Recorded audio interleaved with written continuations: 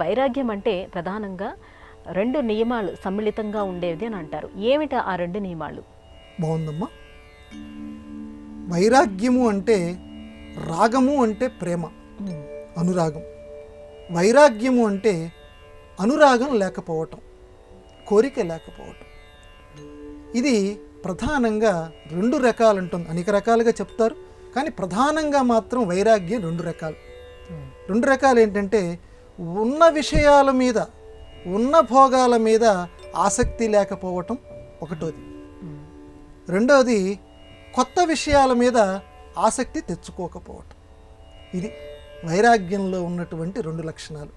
కాబట్టి నాకు వైరాగ్యం వచ్చేసిందోహో అని డప్పు కొట్టుకునేటువంటి వాళ్ళు ఈ 2 విషయాల్లో ఎలా ఉన్నారో ఎవరికి వాళ్ళు ఆత్మ పరిశీలన చేసుకోవాలి. ఎందుకంటే చాలా కష్టం అమ్మ. ఒక మాట చెప్పటం, నాకు దేని మీద ఆసక్తి లేదని చెప్పటం సులభమే, కానీ అది ఆచరణలోకి వచ్చేసరికి చాలా చాలా చాలా కష్టం. అయినా సరే ప్రయత్నం చేయమంటుంది. అభ్యాసేనతు కౌంతేయ. భగవద్గీత అందుకే మనకి గురుపీఠం. జగద్గురువు చెప్పాడు, నా మాట వింటలేదయ్యా ఈ మనస్సు, నన్ను ఏం చేయమంటావంటే భగవద్గీతలో స్వామి చెప్పినటువంటి మాట అభ్యాసేనతు కౌంతేయ. అభ్యాసం చేయరా నాయన. అభ్యాసం చేస్తూ ఉండంగా నీకది అలవాటు అవుతుంది. కాబట్టి ఉన్న విషయాల పట్ల మొట్టమొదట మనం చేయవలసింది ఏంటంటే 2 మెట్లు. ఉన్న విషయాల మీద ఆసక్తిని తెంచుకోవటం. అంటే ఏదో ఒక విషయం నీకు బాగా ఆసక్తి కలుపుతుంది. ఉదాహరణకు చెప్తున్నాను, ఆసక్తి కలుపుతుంటే ఏదో ఒక వస్తువు అనుకోండి, ఈ వస్తువు శాశ్వతమా అని ఆలోచించు. మొట్టమొదటి నీ దృష్టి దీని మీద నాకు ఇంత భ్రాంతి కలుగుతుంది అంటే శాశ్వతం కాని దాని మీద నేను శాశ్వతమా ఆలోచించు. అది శాశ్వతం కాదు. యదృశ్యం తన్నస్యం పెద్దవాళ్ళు చెప్పారు వేదాంత సూత్రాల్లో. యదృశ్యం తన్నస్యం. ఏది నువ్వు చూస్తున్నావో అదంతా నశించిపోయేది. చాలా 2 మాటల్లో మొత్తం చెప్పేశారు. యత్ దృశ్యం, ఏది కంటికి కనపడుతుందో అది మొత్తం నశించిపోతుంది. కాబట్టి ఒక వస్తువు మీద నీకు విపరీతమైన కోరిక వచ్చింది, ఆసక్తి వచ్చింది. దీని మీద ఎంత ఆసక్తి ఉంది ఏంటి నాకు, అది కనపడేది అది పోయేదే కదా, నేను పోయేవాడినే కదా, అంత ఆసక్తి అవసరమా నాకు అనుకో.